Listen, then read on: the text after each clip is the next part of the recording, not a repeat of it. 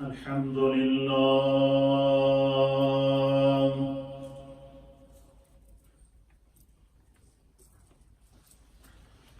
الحمد لله نحمده ونستعينه ونستغفره ونؤمن به ونتوكل عليه ونعوذ بالله من شرور أنفسنا ومن سيئات أعمالنا من يهده الله فلا مضل له ومن يضلله فلا هادي له ونشهد أن لا إله إلا الله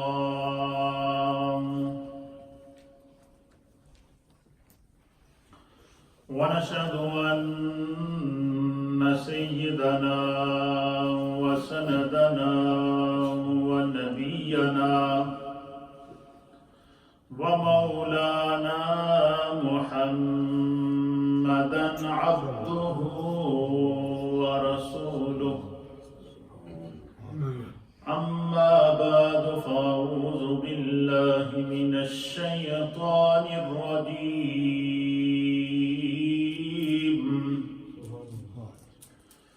بسم الله الرحمن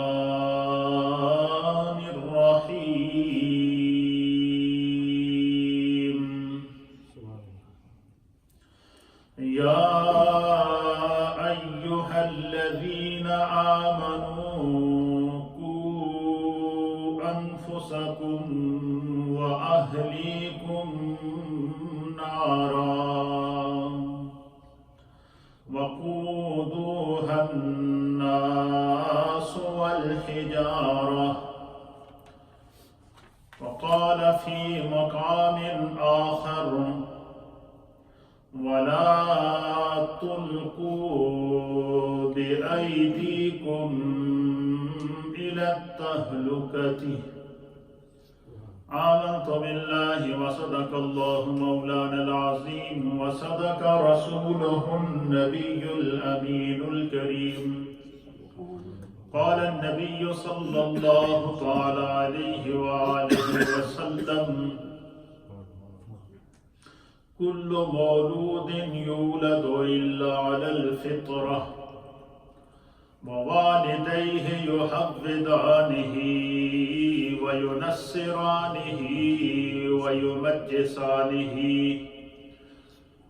أو كما قال عليه الصلاة والسلام إن الله وملائكته يصلون على النبي يا أيها الذين آمنوا صلوا عليه وسلموا تسليما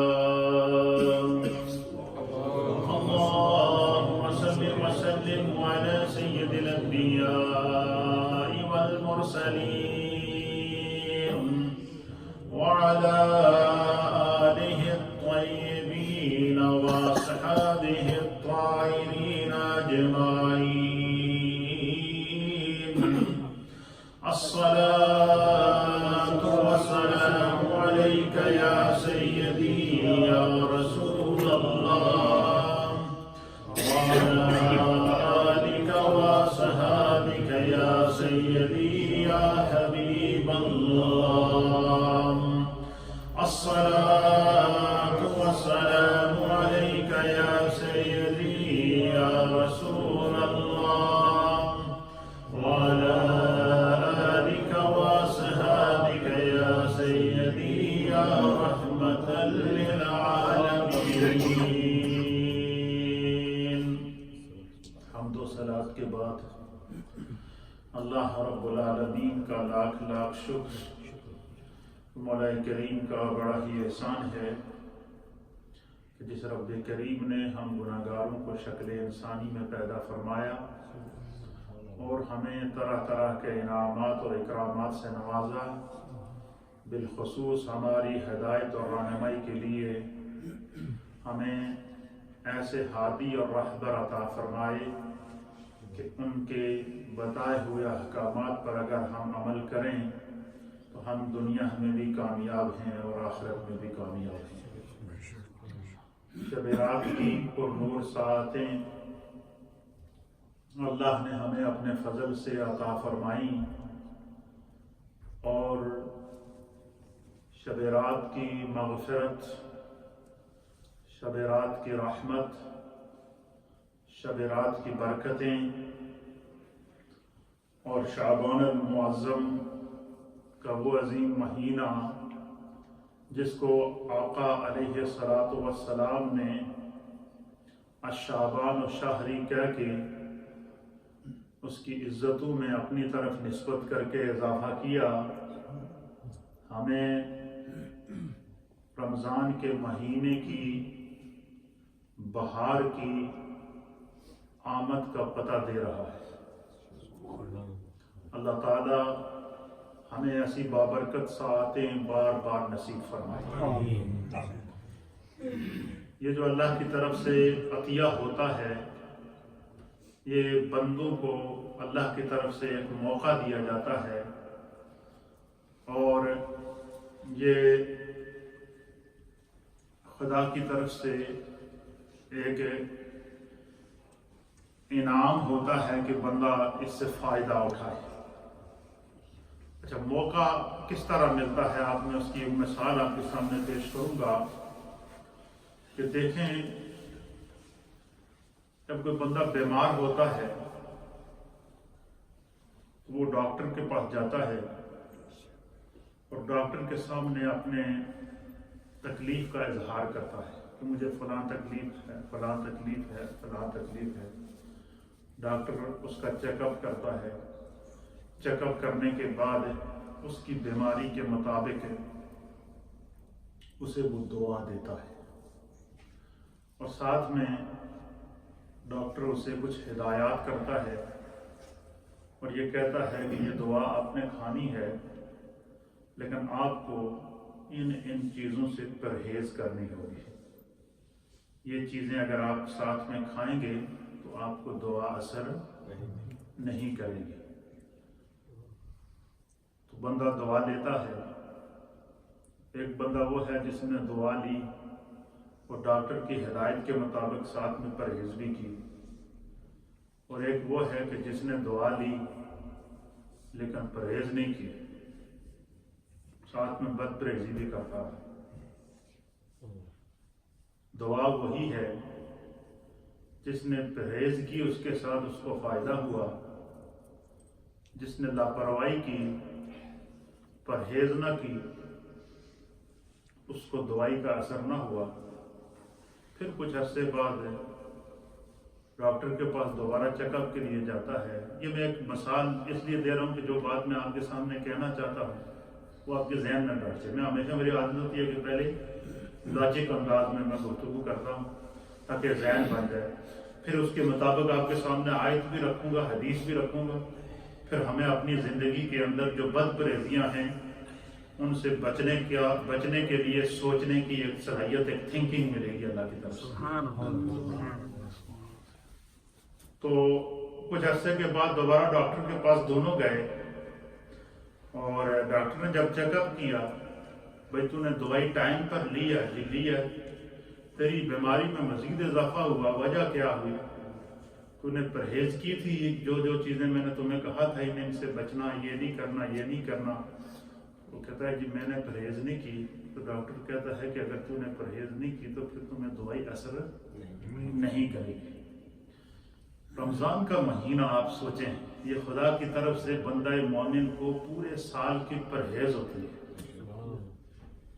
بندہ روزہ رکھتا ہے، غیر رمضان میں وہ دن میں جتنی مرضہ چائے جو کچھ چائے کھائے پیے، لیکن رمضان میں اس کے پاس ہر قسم کے انواع اقسام کی نعمتیں موجود ہیں۔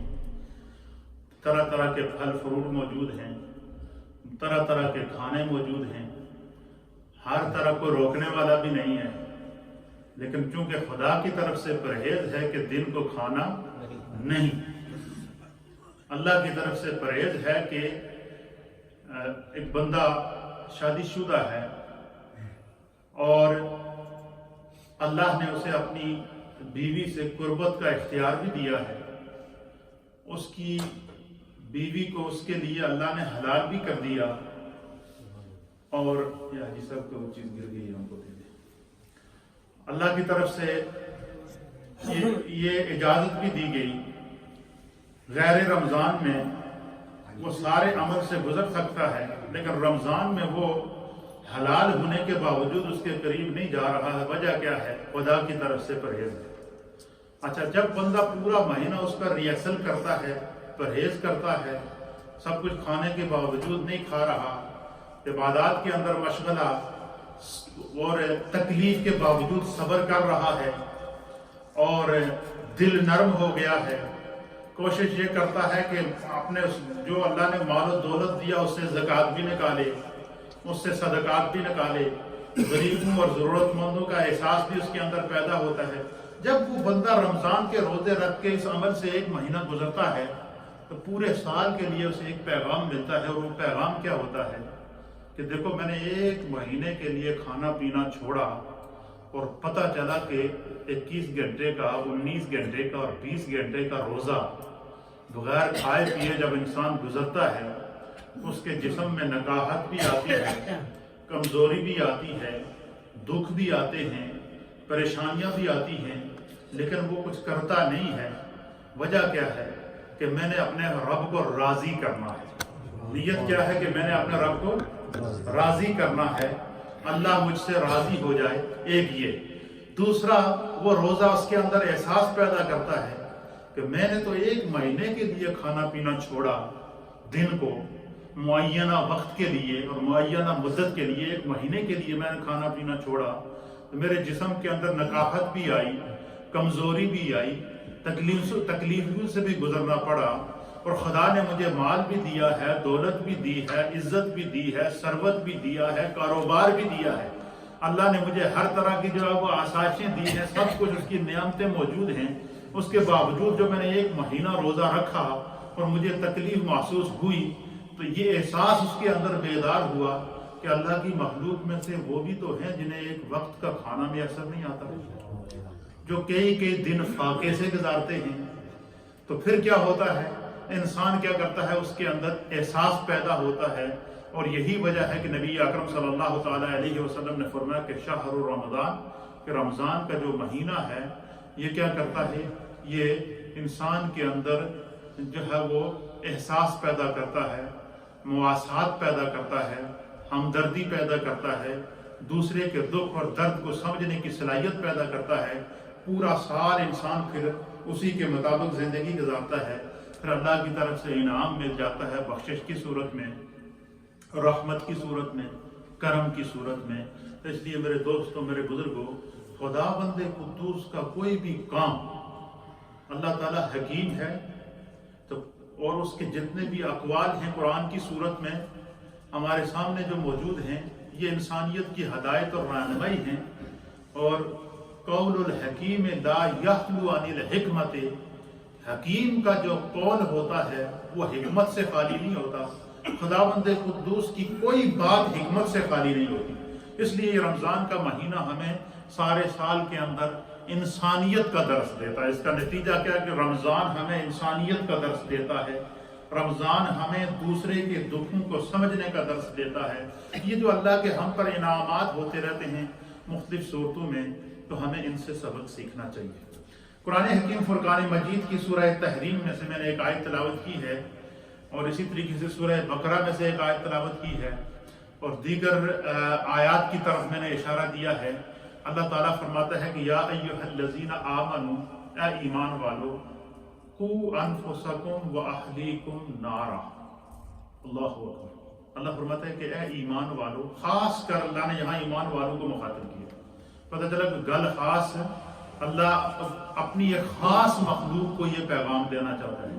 کہ تسی دوسروں دی طرح نہیں ہو، تسی مشرکین دی طرح نہیں ہو، کفار دی طرح نہیں ہو، تسی خدا دے خاص بندے ہو کیونکہ تم نے خدا پر ایمان لایا۔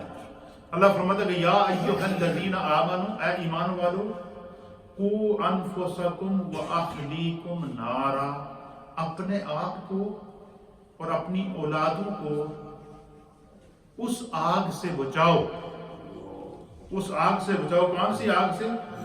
وقودوها الناس والحجارہ، وہ جہنم کی وہ دہکتی ہوئی آگ ہے کہ جس کا ایندھن اللہ نے نافرمان انسانوں کو اور پتھروں کو بنایا ہے۔ یعنی ایسی آگ ہوگی کہ جس کا آگ جلانے کے لیے ایندھن تو لکڑی ہوتی ہے نا، دنیاوی اعتبار سے ہم جب آگ جلاتے ہیں تو اس کا ایندھن کیا لکڑی ہے یا کوئلہ ہے، لیکن اللہ فرماتا ہے کہ جہنم کی آگ کا ایندھن اللہ کے نافرمان لوگ ہوں گے۔ جہنم کی آگ کا ایندھن وہ لوگ ہوں گے جنہوں نے کفر کیا ہے، وہ لوگ ہوں گے جنہوں نے خدا کی نافرمانی کی ہے، وہ لوگ ہوں گے جن کو پتا ہے کہ یہ عمل گناہ ہے اور اس کے باوجود ان کو احساس نہیں ہوا اور وہ اپنے آپ کو گناہ کے کا آلودہ کر چکے ہیں۔